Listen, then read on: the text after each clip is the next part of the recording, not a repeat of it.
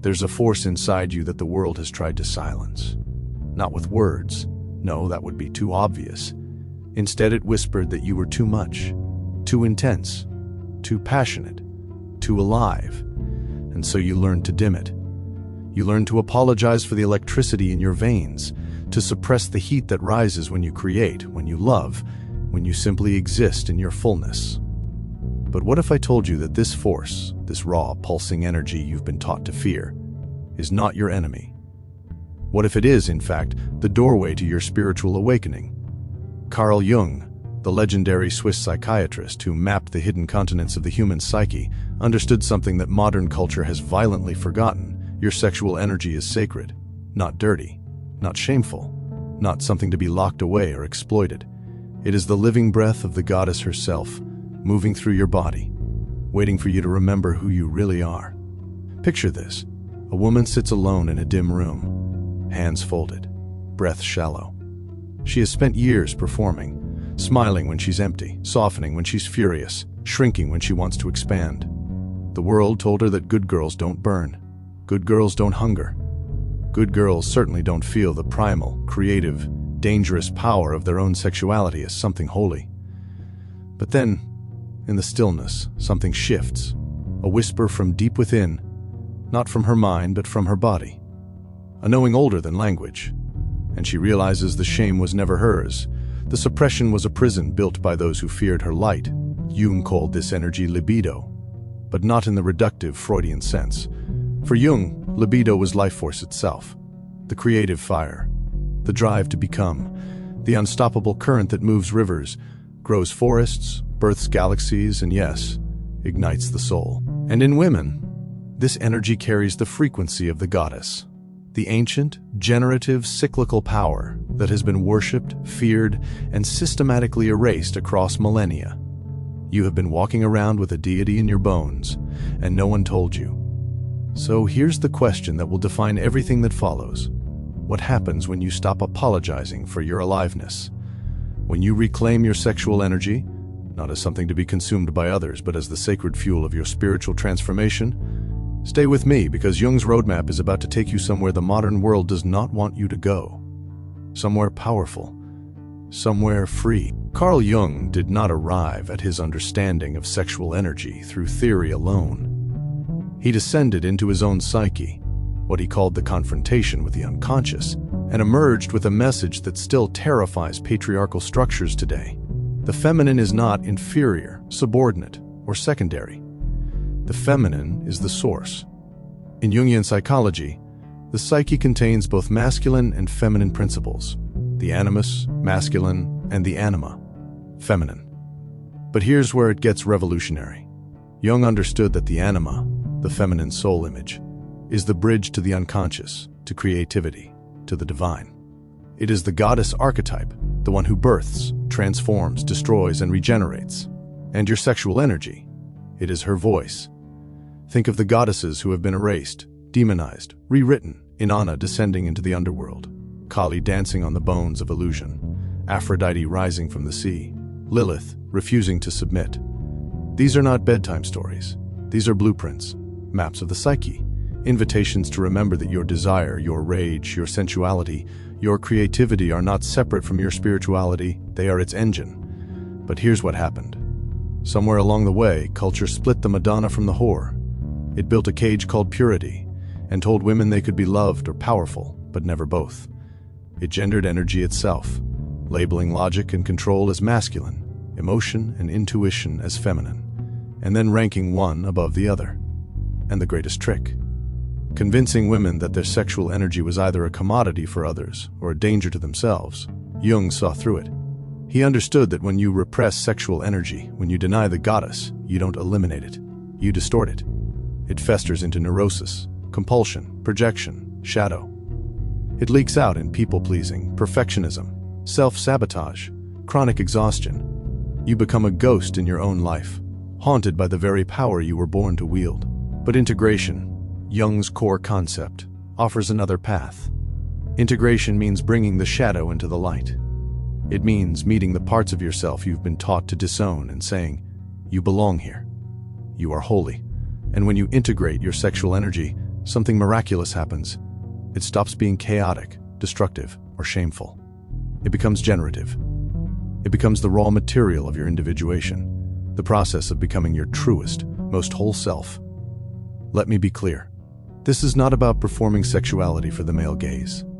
This is not about empowerment as defined by capitalism or pop feminism. This is about recognizing that the same energy that flows through your pelvis, your womb, your belly, your heart, that is the same energy that writes poetry, builds movements, heals trauma, and shatters illusions. Your sexual energy is a goddess because it is the force of creation itself. And creation is inherently spiritual. It is the act of bringing something from the invisible into form. Every time you feel desire for a person, a project, a life you haven't yet lived, you are touching the divine, Jung wrote.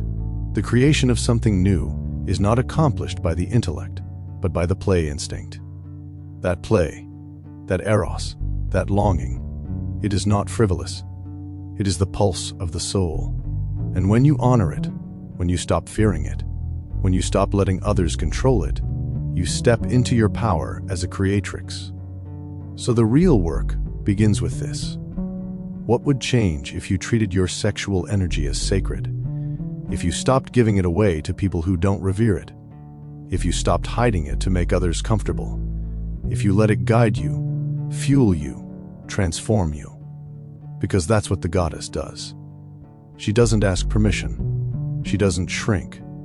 She rises, and the world rearranges itself around her. Here's the uncomfortable truth. You were taught to fear your sexual energy because it is dangerous, not to you, but to systems that require your compliance. Jung spoke extensively about the shadow, the parts of the self that are repressed, denied, or projected onto others. And in women, sexual energy is almost always shadow material. Why? Because a woman who owns her desire cannot be controlled. A woman who trusts her body's wisdom cannot be gaslit. A woman who knows she is the goddess incarnate cannot be convinced she is less than. Let's trace the lineage of this suppression. For thousands of years, patriarchal religions and cultures have waged war on the feminine divine. They burned the witches, the healers, the midwives, the women who knew the plants and the moon and the cycles of power. They rewrote mythology, turning goddesses into demons and monsters. They criminalized female pleasure, autonomy, and knowledge. And they installed shame as the primary weapon. Shame is brilliant because it doesn't require external enforcement. Once internalized, you become your own jailer. You police your thoughts, your body, your desires. You shrink before anyone even asks you to, and the culture doesn't have to do a thing. You do it to yourself. Jung understood that the shadow doesn't disappear when repressed. It intensifies. It becomes the harsh inner critic, the self-sabotage, the attraction to people who mirror your disowned power, narcissists, abusers, people who take and take because you've forgotten you're allowed to keep. But here's the paradox. The shadow also holds your gold. The very thing you've been taught to hate about yourself, your anger, your hunger, your wildness, your sexuality, is the key to your liberation. Because the shadow is not evil. It is simply unlived life and your sexual energy. It is the most unlived part of you. Culture split you in two. It told you that you could be spiritual or sexual, holy or sensual, a mother or a lover, a virgin or a whore. It gave you a binary and said, choose. And most women chose the acceptable side, the one that wouldn't get them punished, shamed, or abandoned. But Jung's path of individuation rejects the split. It says, integrate. Hold the paradox. Be both the light and the dark, the soft and the sharp, the sacred and the sexual. Because you are not one-dimensional. You are the entire spectrum. You are the goddess in all her forms, creator and destroyer, lover and warrior, nurturer and sovereign. And here's what happens when you refuse the split. You become whole. Not perfect, not sanitized. Whole. And wholeness is power that no one can take from you. The world will try. It will call you too much, too intense, too sexual, too spiritual, too angry, too free. Let them. Their discomfort is not your responsibility. Their fear is not your cage. What you need to do is turn toward the parts of yourself you've been running from, the desire you've been minimizing, the rage you've been swallowing, the pleasure you've been rationing, the creativity you've been dimming. And you need to say, "You are mine, you are holy, you are welcome here."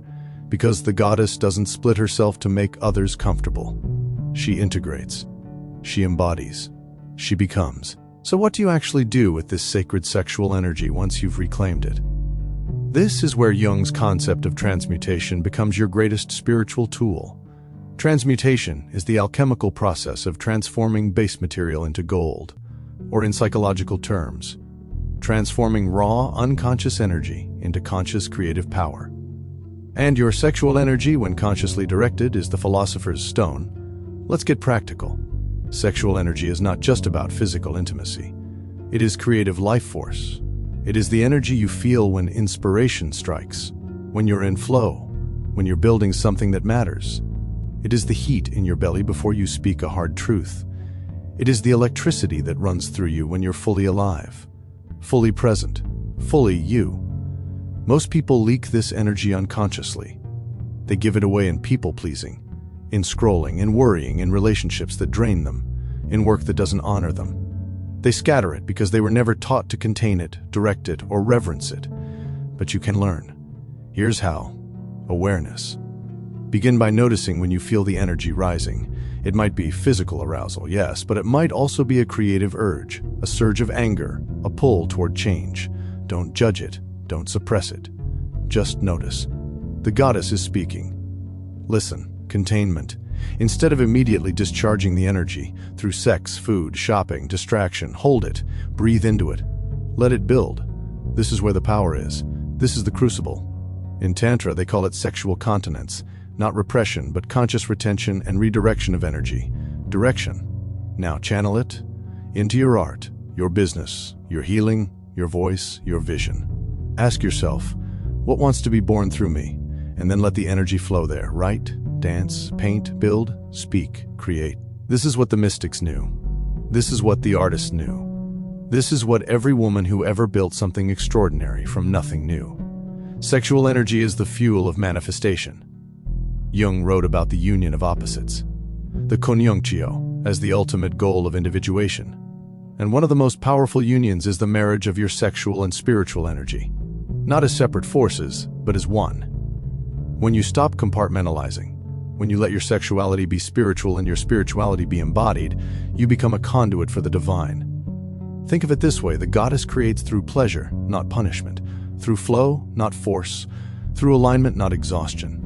And when you align your sexual energy with your soul's purpose, you stop grinding, you start generating, you stop performing, you start expressing, you stop surviving, you start thriving. Here's a practice to try. Sit in stillness. Place one hand on your heart, one on your womb or lower belly. Breathe deeply. Feel the energy there, the warmth, the pulse, the aliveness. Now imagine that energy as light, as fire, as liquid gold. And with each exhale, send it up through your body, through your solar plexus, your power, your heart, your love, your throat, your voice, your third eye, your vision, your crown, your connection to source. You are not suppressing the energy. You are elevating it. You are becoming a living channel for creation. And here's the promise. When you transmute your sexual energy, you stop being at the mercy of your impulses, your triggers, your wounds. You become the alchemist, the creatrix, the goddess in action. So let me ask you this. What would you create if you had access to the full voltage of your life force? Drop a comment below. I want to hear your vision. Carl Jung taught that every psyche contains both masculine and feminine energies, the animus and the anima. And true spiritual awakening, true individuation, requires bringing these forces into balance, into sacred union within yourself. This is not about gender. This is about energy. The masculine principle, focused, penetrating, structured, assertive, and the feminine principle, receptive, intuitive, flowing, creative, exist in every human being. And when they are integrated, you become whole. You become sovereign. But here's the wound. Most women have been taught to over-identify with the feminine and suppress the masculine, or in reaction to overdevelop the masculine and abandon the feminine altogether. You become either the eternal pleaser, soft and self-sacrificing to the point of erasure, or the armored achiever, hustling and controlling because vulnerability feels like death. neither is freedom. Both are survival strategies born from a culture that refuses to let women be both powerful and tender, strategic and surrendered, fierce and soft. Jung's vision offers another way, the inner marriage, the sacred union of your anima and animus, the integration of your sexual, creative, receptive energy, goddess, with your capacity for focus, boundaries, and action, sovereign. When you embody both, you stop waiting for external validation. You stop needing someone else to complete you. You stop outsourcing your power or your worth. You become the lover and the beloved, the creator and the witness, the fire and the container. And here's where your sexual energy becomes the bridge. It is inherently integrative. Sexual energy, in its highest expression, is the dance of giving and receiving, of active and passive, of penetration and receptivity. It is yin and yang in motion. It is the goddess and the god in ecstatic union, and it is happening inside you. Think of your creative process. The masculine part of you sets the intention, creates the structure, takes the action. The feminine part of you receives the inspiration, flows with the process, births the vision. You need both. When they work together, magic happens. The same is true in relationships. When you integrate your inner masculine, you stop looking for a partner to provide safety, direction, or worth. You become your own protector, your own leader. And paradoxically, this makes you more available for true partnership, because you're not operating from lack. You're overflowing. When you integrate your inner feminine, you stop performing strength. You allow yourself to rest, to feel, to receive, to be held by life itself. You trust your intuition. You honor your cycles. You let pleasure guide you, and your sexual energy, when liberated from shame and projection, becomes the sacred current that moves between these poles. It teaches you how to be both powerful and open, how to lead and to follow, how to create and to allow. Jung believed that the ultimate goal of individuation was the realization of the self, the divine center that transcends all opposites. And the path to the self runs directly through the body, through desire, through the integration of all that you are. So stop choosing. Stop splitting. Stop exiling parts of yourself to make the world comfortable. Reclaim the goddess. Reclaim the sovereign. Let them dance inside you. Let them make love inside you. Let them birth a version of you so whole, so integrated, so alive that the world has no choice but to rearrange itself in response. Let's get radically honest. You cannot awaken spiritually while still living in a body you've been taught to hate, suppress, or distrust. You cannot access the goddess while treating your flesh as an enemy. You cannot transmute your sexual energy while you're still performing for the male gaze, still rationing your pleasure, still silencing your voice. Spiritual awakening is not an escape from the body. It is a return to the body, a homecoming, a remembering that you are not a soul trapped in flesh. You are a soul expressed as flesh, and your body, with all its hunger and wisdom and aliveness, is the temple. But the culture has colonized your body. It has told you what size to be, how to move, what to want, when to speak, how to perform your gender, your sexuality, your worth. And you have spent years, maybe decades, trying to meet those impossible standards, editing yourself into acceptability, numbing the parts that don't fit. This is the ultimate betrayal of the goddess, the disconnection from your own body. So here's the work, and it is deeply uncomfortable. You have to reclaim your body as yours, not as an object to be judged, but as a living, breathing source of wisdom and power. You have to reclaim your pleasure, not as something dirty or indulgent, but as a birthright, as a form of prayer, as the language of the goddess. When was the last time you let yourself feel pleasure without guilt, without performing, without immediately thinking about how you look or whether you're doing it right? Pleasure is radical. It is revolutionary. Because a woman in her pleasure is a woman in her power. She is present. She is alive. She is sovereign. And systems of control cannot tolerate that. But you've been taught not to trust it. You've been taught that your intuition is irrational. Your anger is unfeminine. Your desire is dangerous. So you override the signals.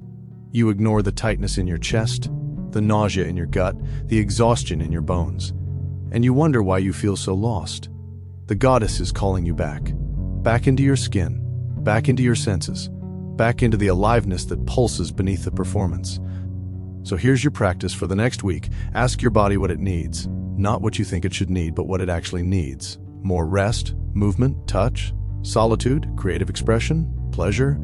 And this is the hard part, give it what it's asking for, without judgment, without negotiation. Just simple, sacred listening and responding. This is how you break the chains. This is how you reclaim the temple. This is how you become the embodied goddess that the world needs you to be. You cannot go back. Once you've tasted your own power, once you've felt the goddess move through you, once you've integrated your shadow and reclaimed your body and transmuted your sexual energy into creative fire, you cannot unsee what you've seen. You cannot unbecome who you are becoming. This is the final stage of Jung's individuation, the return. Not as the person you were, but as the self you were always meant to be. Whole, integrated, sovereign, alive. But here's what no one tells you. The return is not easy, because the world around you hasn't changed. The systems that tried to suppress you are still there. The people who benefited from your smallness will resist your expansion. The culture that taught you to fear your power will call you arrogant, selfish, too much, and you will be tested. There will be moments when the old patterns whisper, maybe you were wrong. Maybe you should go back. Maybe it's safer to shrink. This is where your spiritual practice becomes your anchor. This is where you remember. The goddess does not shrink. She does not apologize. She does not dim her light to make others comfortable. She holds her ground. She honors her truth. She lives in alignment with her deepest knowing, regardless of the cost. Jung wrote about the hero's journey, the descent into the unconscious, the confrontation with the shadow, the integration, and the return. And every woman who awakens to her sexual and spiritual power is on this journey. You have descended.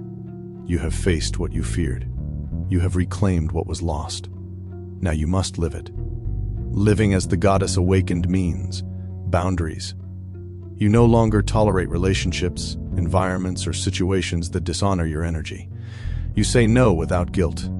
You protect your peace fiercely. You understand that every yes to something that drains you is a no to your own soul. Creation. You let your sexual energy fuel your purpose. You build. You write. You lead. You heal. You create from overflow, not from depletion. You understand that your gifts are not meant to be hoarded. They are meant to be shared in service of something greater than yourself. Presence. You stop living in the past or the future. You stop performing for an imaginary audience. You drop into this moment, this breath, this body, this life. You become fully here, fully alive, fully you. And here's the beautiful, terrifying truth. When you live as the goddess, you become a mirror. You reflect back to others what is possible. You disrupt the status quo simply by being whole. You give permission, without saying a word, for others to awaken too. Some will love you for it, some will fear you, some will try to pull you back down. Let them. Your liberation is not contingent on their approval. Jung's final gift to us is this: you are not broken. You were never broken. You are the self, individuating. You are the goddess, remembering. You are the soul, coming home. And the world needs you, not dimmed, not edited, not sanitized. It needs you wild and whole and awake. It needs your voice, your vision, your fire. It needs the medicine that only you can bring. So step fully into your power. Own your sexual energy as the sacred force it is. Integrate your shadow. Speak your truth. Create your life. The goddess is not coming. She is already here. She is you. If this resonated with you, if you felt something shift, if you recognized yourself in these words, if you're ready to stop hiding and start becoming, then I need you to do something right now. First, subscribe to this channel and turn on notifications because we're going deeper. We're exploring the psychology, the spirituality, the raw, unfiltered truth of what it means to reclaim your power as a woman. This is just the beginning. Second, share this video with one woman in your life who needs to hear it. You know who she is, the one who's been dimming her light, the one who's forgotten she's the goddess. Send it to her. It might be the permission slip she's been waiting for. And third, drop a comment below and tell me, what is one way you're reclaiming your sexual energy as sacred? What is one boundary you're setting? One truth you're speaking? One creation you're birthing? I want to hear from you. This is a conversation, not a monologue. You are not alone in this. We are rising together. The goddess is waking up, and she is unstoppable. Now go, live it, be it, become it.